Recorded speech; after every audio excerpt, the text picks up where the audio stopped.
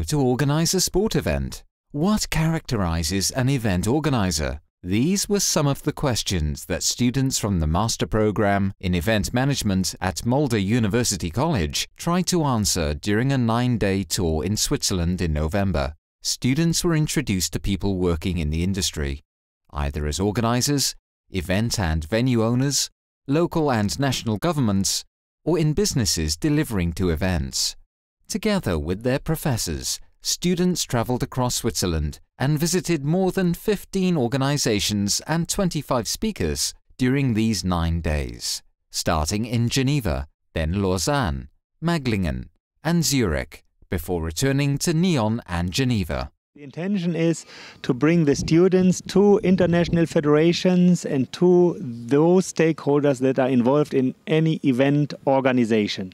That means we go to organizations that organize events, we go to federations that steer sports or cultural events, we go to venues to look at venues, how they organize events, and here in Maglingen we look at the national perspective, so the government, how they do their event strategies, and high-performance sports, so how they train athletes for events, which are also stakeholders. And we will continue to go to professional organizations like Nüssli, so that's a firm who is providing temporary sport facilities. So we look at facility management and provision, and we'll end our tour with FIFA and the World Basketball Federation to get a glance on the real important big sports and sport federations. It's been a really full program, very hectic, but we've seen so much, learned so much, and we're very lucky to get this chance to go to Switzerland. We learned about how to organize events, the legal aspects of the events, how we can organize. The trip has been very interesting to me, especially around sustainability, legacy and such around events, and also learning more about international federations and IOC and such like that.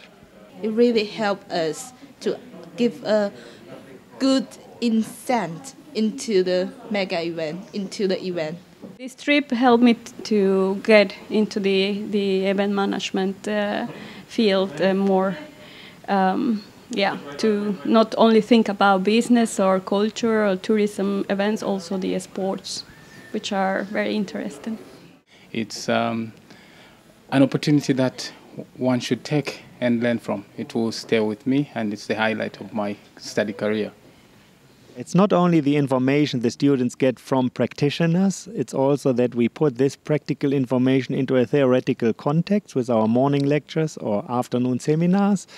And the practical outcome is to get a feeling of how federations are working, how the practitioners are answering to questions and how they present themselves, to get a feeling that there is a lot of politics into sports and the sport organizations, and to see how the real world behind the scenes is working and what kind of persons are doing what kind of tasks.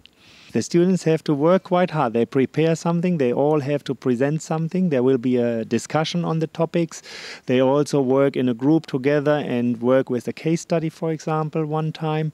But also they are obliged to ask questions to the practitioners. So that is really a question and answer session. There's only an input of information in the beginning, and then it's the role of the students also to take advantage out of it. And the best advantage certainly is that later they have contacts to these practitioners and may get to extend their network, and later when they send applications they know where to send and whom to address, for example, to increase the opportunity to get a nice job.